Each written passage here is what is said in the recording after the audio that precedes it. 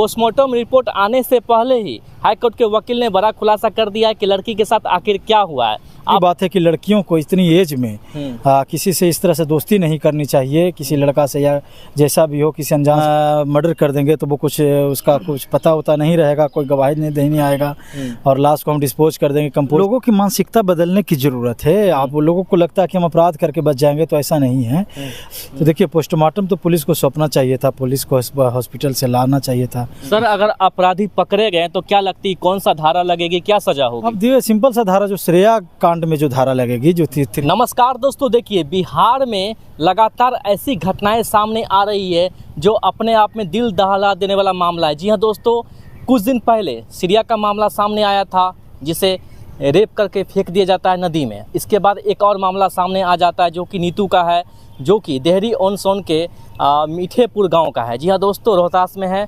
और यहाँ पर एक और मामला सामने आ गया है। उसे भी घर से जाती है कोचिंग पढ़ने के लिए, जहाँ भी जाती है मोबाइल लेकर के जाती है, लेकिन बीच में ही उनके साथ ऐसी घटना होती है जिसके बाद उसका लाश ही बरामद होता है। लेकिन सस्पेंस सबसे बड़ा अभी सस्पेंस बरकरार है कि आखिर पोस्टमार्टम रिपोर्ट नीतू का क्यों नहीं आया है, आखिर पोस्टमार्टम क्यों नहीं दे रही है पुलिस, कहाँ पेच फंसा हुआ। चलिए, अभी मेरे साथ हाईकोर्ट के जाने माने प्रसिद्ध वकील बबलू सर है, चलिए इसे जानने का प्रयास करते हैं कि आखिर पोस्टमार्टम रिपोर्ट क्यों नहीं दे रही है। सर देखिए, पहले बात तो बड़ा दुख हुआ कि इस तरह के लगातार जो बिहार में जो घटनाएं घट रही है। कुछ दिन पहले श्रेया का मामला था, क्योंकि मैंने उसमें कहा था कि इसमें पुलिस जांच नहीं कर रही है, पुलिस मामले को मैनिपुलेट करने की कोशिश कर रही है, ढकने की कोशिश कर रही है। और आखिर देखिए कि मीडिया का प्रेशर और लोगों का प्रेशर लगातार जब बना तब पुलिस ने अरेस्ट भी किया, 2 लोग गिरफ्तार भी हुए हैं और उसका मामला ठंडा भी नहीं हुआ है। तो फिर एक नीतू जो एक लड़की है उसके साथ, नीतू कुशवाहा जो भी है, उनके साथ इस तरह का घटना हुआ है। तो बड़ा दुखद है। और जहाँ तक इस सवाल बनता है कि पोस्टमार्टम का, तो देखिए, पोस्टमार्टम तो पुलिस को सौंपना चाहिए था, पुलिस को हॉस्पिटल से लाना चाहिए था और पोस्टमार्टम बजाते प्रेस कॉन्फ्रेंस करके अधिकारी को ये बताना चाहिए था कि उसमें क्या हुआ है। तो पोस्टमार्टम रिपोर्ट ही पुलिस को एक बहुत बड़ा सबूत हो सकता है, उसकी जांच में वो बहुत बड़ा एक सहयोग का काम करेगा, एविडेंस का काम करेगा, ताकि जांच किस दिशा में जाए वहाँ से वो तय होगा। जब सर लड़की के माता पिता यानी कि नीतू के माता पिता गए पुलिस थाना में कि मुझे पोस्टमार्टम का रिपोर्ट दीजिए, लेकिन परिजनों को आखिर क्यों नहीं सौंपा जा रहा है? परिजन का कहना है कि उसको नीपापोती किया जा रहा है पोस्टमार्टम को और बाद में कुछ और देखने को मिलेगा। इसको आप कैसे देखते हैं सर? देखिए, उनका बिल्कुल सही डिमांड था कि भाई उनकी बेटी के साथ इस तरह गलत हुआ तो उनको पोस्टमार्टम रिपोर्ट देना ही चाहिए, लेकिन पुलिस नहीं दे रही है। तो इसके पीछे क्या कारण है? तो इसके पीछे आप सिंपल सा समझिए, जब पुलिस को इस तरह से किसी भी जांच को प्रभावित करने का अति मन होता है, प्रभावित करने की कोशिश होती है, तब इस तरह के काम करते हैं। जब पुलिस फिर जांच करती है तभी तक कोई ना कोई तो अरेस्ट हो चुका होता है। उस मामले में मैंने देखा है कि वो लड़की जो की है कि उसके मोबाइल पे, पिताजी के मोबाइल पर फ़ोन आता है, उसके बाद वो फ़ोन लेती है पिताजी का और उसके बाद वो निकलती है। तो किसी का फ़ोन आता है तो इसका मतलब है कि कहीं ना कहीं कोई उसका हो सकता है बॉयफ्रेंड हो सकता है कि उसका कोई सहेली भी हो सकता है। तो उसके जानने पहचाने वाले लोग ही उसका फ़ोन किया है।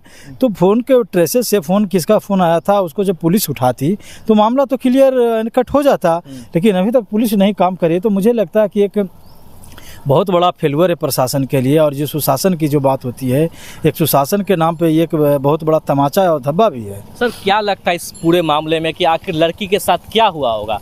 कहा जा रहा है कि किस प्रकार से सबको नदी में फेंका गया था, जिसके बाद पुलिस बरामद करती है और पुलिस अभी तक सस्पेंस बरकरार रखेगी क्योंकि अभी तक रिपोर्ट नहीं दी है। क्या लगता है लड़की के साथ हुआ क्या होगा? देखिए, आप सिंपल सा समझिए कि श्रेया के साथ जिस तरह से रेप और मर्डर हुआ था, सेम जो घटना है वो नीतू के साथ भी हुआ है। और जब अपराधी लोग जब इस तरह के काम करते हैं कि रेप होता है तो मर्डर करने का उनके पीछे का जो मोटिव और इंटेंशन होता है कि हम मर्डर कर देंगे, तो वो कुछ उसका कुछ पता होता नहीं रहेगा, कोई गवाही नहीं आएगा और लाश को हम डिस्पोज कर देंगे, कंपोस्ट हो जाएगा, तो फिर उसका कोई सबूत नहीं रहेगा। लेकिन यहीं पे वो गलती करते हैं। ऐसा नहीं है। जब आप मर्डर करते हैं तो जो कहता है ना कि अपराधी चाहे कितना भी साथी रहो, कहीं ना कहीं एक क्लू कहीं ना कहीं एक क्लू छोड़ देता है। लेकिन अब बात रही कि पुलिस किस तरीके से जांच कर रही है। पुलिस अगर फेयर इन्वेस्टिगेशन करेगी, ईमानदार तरीके से जांच करेगी, तो 24 आवर मुझे लगता है कि मैक्सिमम है अपराधियों को शिकंजे में लेने के लिए। सर, टोटल अगर दिनों को देखा जाए तो 10 दिन हो चुका है। 27 तारीख को घटना हुई थी, यानी कि 9-10 दिन हो चुका है, ठीक है। लेकिन अभी तक कहा जाता है कि 24 घंटे में तो रिपोर्ट आ जाती है, तो फिर कहाँ सस्पेंस बनाकर पुलिस क्यों छिपाती है, क्यों टाइम इतना लगता है? देखिए, अब पहला बात तो है कि पुलिस का जो काम करने का जो रवैया है वो औरंगाबाद पुलिस और सिरिया मामले में भी और रोहतास पुलिस का, कि अमूमन पूरे बिहार पुलिस का ये रवैया रहा है कि किसी भी मैटर को लेट करना, जब लेट होगा तो स्ट्रांग जो एविडेंस जो है हमारा वो धीरे धीरे मैनिपुलेट होगा, कमज़ोर होगा, और जब एविडेंस कमज़ोर होगा तो अपराधी जो उसमें जो पकड़े जाएंगे, जो अपराधी शामिल होंगे, वो उनका फ़ायदा अदालत में वो ले सकता, वो उठा सकता है, ठीक है ना। तो मुझे लगता है कि पुलिस कहीं ना कहीं कोई दबाव में तो काम नहीं कर रही है, या हो सकता है कोई बहुत बड़े लीडर का बेटा हो, कोई बहुत बड़े बिजनेसमैन का बेटा हो, या हो सकता है पुलिस का ही रिश्तेदार का कोई इसमें हो। तो मुझे लगता है कि पुलिस को ईमानदारी से जांच करने की ज़रूरत है, और अगर इस तरह की जांच प्रभावित करने की कोशिश की जा रही है, अभी तक पोस्टमार्टम नहीं मिला है, अभी तक किसी की गिरफ्तारी नहीं हुई है, अभी तक पुलिस के द्वारा कुछ बोला नहीं जा रहा है, तो मुझे लगता है कि मैं उनके परिवार से कहना चाहूँगा कि आप आइए हाई कोर्ट में, हम आपके लिए लड़ने के लिए तैयार हैं। आपके लिए हम जो हमारा फीस है वो फीस भी हम नहीं लेंगे, 1 रुपया लेकर आपका केस लड़ेंगे। और हाई कोर्ट में मुझे लगता है कि जब हम लोग रीट करेंगे तो यहाँ से कहीं ना कहीं न्याय जरूर मिलेगी, और यहाँ से मुझे लगता है कि इस तरह की जब लगातार घटनाएं हो रही है तो मुझे लगता है कि हाई कोर्ट हो सकता है कि मामले को CBI तक भी अपना उसको भेज सकती है। सबसे बड़ा सवाल है कि आखिर कब तक मासूमों की जान जाती रहेगी। मासूम इस प्रकार से अगर रोड पर कोचिंग पढ़ने जाती है और इस प्रकार से घटना हो जाता है, कभी बॉयफ्रेंड का चक्कर है, जैसे सरिया मामला में भी देखा गया, तो बाद में बॉयफ्रेंड का चक्कर मिला जो कि पहले पता नहीं चल रहा था। और इस केस में जैसा आप बता रहे हैं कि कोई ना कोई बॉयफ्रेंड का चक्कर है, बॉयफ्रेंड फ़ोन करता है, जिसके बाद ये सब कांड होता है। देखिए, लोगों की मानसिकता बदलने की ज़रूरत है। आप लोगों को लगता है कि हम अपराध करके बच जाएंगे, तो ऐसा नहीं है। अपराधी कभी बचता नहीं, हमारे पास स्ट्रॉन्ग कानून है और आप कभी भी नहीं बच पाइएगा। अपराध कीजिएगा तो उसकी सज़ा मिलती है। दूसरी बात है कि लड़कियों को इतनी एज में किसी से इस तरह से दोस्ती नहीं करनी चाहिए, किसी लड़का से या जैसा भी हो, किसी अनजान से दोस्ती नहीं करना चाहिए। उसका खमियाजाना देखिए कि लगातार भुगत रहे। और तीसरा सबसे बड़ा सवाल होता है सरकार पर सवाल होता है, जो सुशासन की सरकार है, जो प्रशासन कहती है कि हम लॉ एंड ऑर्डर को मेंटेन कर रहे हैं, क्राइम को हमने कम करने का काम कर रहे हैं, तो आप क्राइम कहाँ पे कर रहे हैं?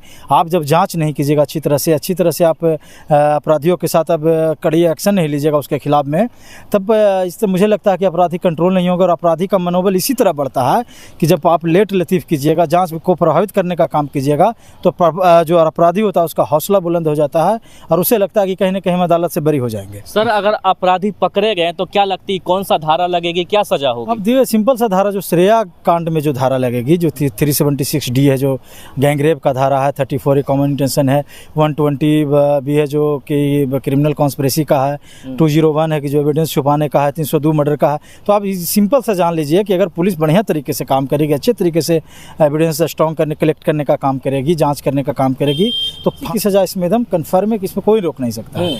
जो अपराध हो रहे हैं वो सिमिलर जो लायक है कि वो निर्भया जैसे कांड है। श्रेया के साथ भी इसी तरह हुआ, मर्डर हुआ, बॉडी को कंपोज करने की कोशिश किया गया, फेंक दिया गया, और नीतू के साथ भी इस तरह रेप और मर्डर हुआ है। तो आप सिंपल सा समझिए कि किसी के पीछे इसकी कोई अथी नहीं है। दोस्तों, आप देखना होगा ये कि कहा जा रहा परिजनों के द्वारा कि सोमवार को पोस्टमार्टम का रिपोर्ट आने वाला है, लेकिन पोस्टमार्टम रिपोर्ट आने से पहले ही हाईकोर्ट के वकील ने बड़ा खुलासा कर दिया है कि लड़की के साथ आखिर क्या हुआ है। आप देखना ये होगा कि पुलिस प्रशासन आगे क्या करती है और कब तक नीतू को न्याय मिलता है और बिहार में ये कब तक चलता रहेगा। बाकी इस वीडियो के बारे में आपकी क्या राय है, आप नीचे कमेंट कर अपनी राय हमारे साथ जरूर शेयर कीजिएगा। जय हिंद, जय भारत।